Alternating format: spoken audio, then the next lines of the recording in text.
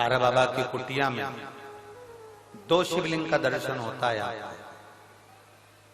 एक तारा बाबा जी की कुटिया के अंदर जो शिवलिंग विराजमान है वो पारद का शिव,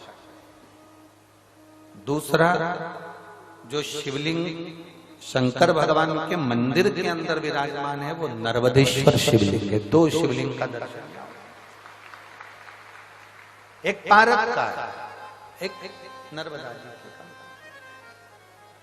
जैसे सीहोर कुबरेश्वर धाम से लाया हुआ कंकर और रुद्राक्ष औषधि का कार्य करता है। औषधि, आप लोगों में तो कोई गए हैं सीहोर कुबरेश्वर धाम? गए हो? धन्यवाद, प्रणाम आप सबको। रखिए, साधु जाना चाहिए। 12 ज्योतिर्लिंग के मध्य में है कुबरेश्वर धाम। हम तो गोपाल जी को और गोविंद जी को भी कहेंगे, सपरिवार एक बार बाबा के धाम जरूर है। और यहाँ तो शिवरात्रि तक कार्यक्रम रहता है ना, शिवरात्रि के बाद तक वहां रुद्राक्ष उत्सव चलता है। 7 मार्च से 13 मार्च तक चलेगा। उस बीच में वहां रुद्राक्ष महोत्सव, वहां का कंकर शंकर होता है। वहां का कंकर अगर आप लेकर आए हैं और उस कंकर को आप पूज रहे हैं तो उसमें शिव की आकृति का दर्शन होता है। एक दूसरा, वहां का जो रुद्राक्ष है उसको पानी में कैसे भी कितने भी साल तक गलाते रहो, वो रुद्राक्ष में बदबू नहीं आती, सड़ता नहीं है और उसका पानी औषधि का कार्य करता है। इसमें भी कई पत्र से उसमें रखे हैं। वहां का कंकर शंकर है उस भूमि। हम निवेदन करेंगे आप सबको भी कि आप भी 7 मार्च से 13 मार्च तक जो रुद्राक्ष उत्सव है, बाबा के धाम में एक दिन की कथा जरूर सुनना चाहिए। सीहोर की पवित्र भूमि पर गोपाल जी आप भी पधारे, गोविंद जी आप भी पधारो, और जितने यहाँ कथा श्रवण कर रहे हैं सबसे निवेदन अपने जीवन में, और जितने आस्था चैनल पर सुन रहे हैं, कुबरेश्वर धाम की पवित्र भूमि पर भले एक रात्रि का विश्राम कर कर कथा सुनो, पर उस कंकर शंकर की धरा पर बैठकर उससे विनय कर कर, दिल से उससे प्रार्थना कर कर, निवेदन कर कर उसको सुनो।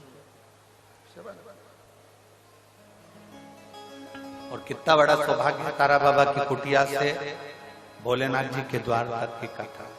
यहाँ 2 मार्च तक कथा चलेगी, फिर यहाँ शिवरात्रि महोत्सव चालू हो जाता है, चलता है। यहाँ पर भी एक आनंद ही आनंद और वहां पर भी आनंद ही श्रवण।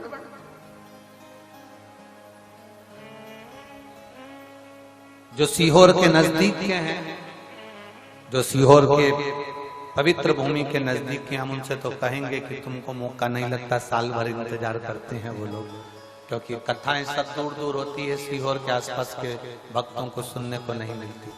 छोड़ना नहीं, कुबरेश्वर धाम की पवित्र भूमि पर बैठकर बाबा की कथा का रस तत्व ग्रहण। बेलपत्र को पहचानो। किसी के कहने पर यह नहीं कि उसने कह दिया कि 1.25 लाख बेलपत्र चढ़ाओ तो हम 1.25 लाख चढ़ा रहे हैं। किसी ने कह दिया 1.25 लाख बेलपत्र लाने से पहले मेरा एक निवेदन है। जो 1.25 लाख बेलपत्र चढ़ाने का संकल्प लेते हैं उनसे निवेदन है, क्या आपने 1.25 लाख वृक्ष लगाए बेलपत्र के? तब तो आप चढ़ाने के हकदार हो गए। मालूम पड़े बेलपत्र तोड़ कर लिया और समर्पित कर दिया तो उसका सुख नहीं है। 1.25 लाख, आज तारा बाबा की कुटिया में इतने सारे पेड़ लगाए गए, पौधे लगाए गए, वृक्षारोपण किया गया, कोई आया उसको तोड़ दे, उसको उखाड़ कर ले जाए, अच्छा लगेगा क्या अपने को? नहीं। तुमने लगाया कितना, तुमने दिया कितना, तुमने करा कितना?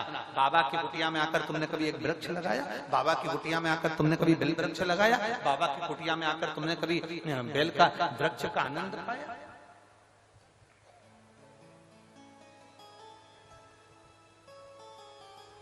आज इस भूमि पर हम गोविंद जी से और हमारे मन में आया तो हम कह दें क्या गोपाल जी, अगर कर सको तो हम तो विनय कर सकते हैं।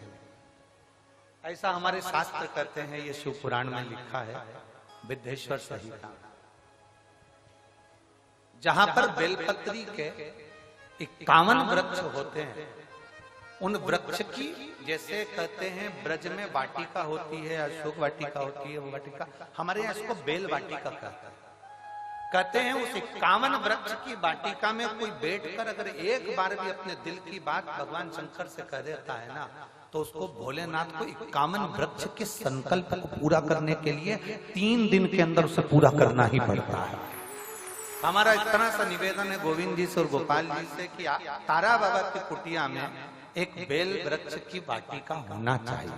ये हमारा केवल एक निवेदन है, और तारा बाबा ही ये निवेदन आप लोगों को आज्ञा दे रहे हो, तो हम तो ये कहेंगे कि आपके पास में जगह है तो कहीं 51 वृक्ष बेलपत्री के ऐसे लगाए जाएं, जिसके नीचे एक भाव के साथ बैठकर लोग अपनी माला का स्मरण करें, एक बार बाबा से विनती करें और बाबा उसको स्वीकार करे। ऐसे हमारा हम तो निवेदन कर सकते हैं।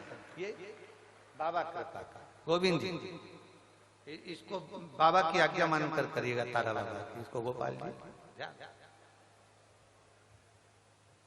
बहुत कम मात्रा में कहीं कहीं बेल का वाटिका होती है, बेल वाटिका बहुत कम होती है। उसका कारण एक होता है, सबसे बड़ा कारण हम बता भी देते हैं। उसका कारण एक होता है, 4 बेलपत्री के वृक्ष आपने लगाए हैं, बड़े भी हो गए, आप बेलपत्री के वृक्ष के नीचे आराधना करने बैठोगे, धीरे धीरे आपकी तप साधना के कारण बस बेलपत्री का वृक्ष सूखने लगता है।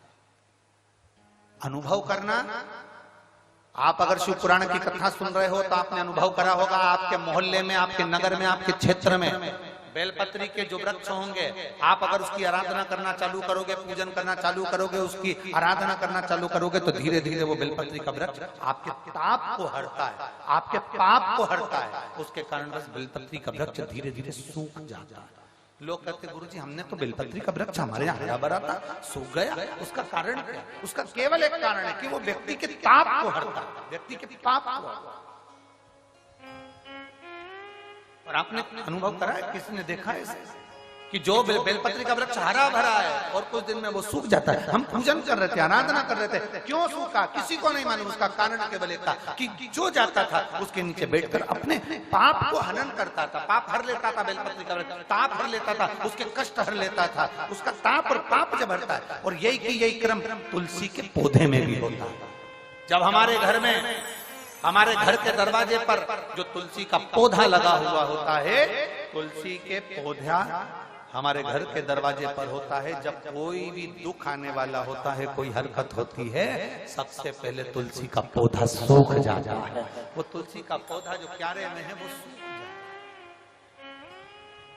है। कई घर ऐसे हैं जहां तुलसी का पौधा बार बार लगाया जाता है, बार बार सूख जाता है, फिर लगाओ फिर सूख जाता है। कार्तिक महीने में लगाने का प्रयास करते हैं, फिर सूख जाता है, ना जाने कहां से सूख जाता है। लोग पूछते हैं गुरुजी तुलसी का पौधा सूख गया, तुलसी का पौधा सूख गया। उसका कारण केवल तुलसी ताप हरती है, तुलसी पाप हरती है। बेलपत्र ताप हरता है, बेलपत्र पाप।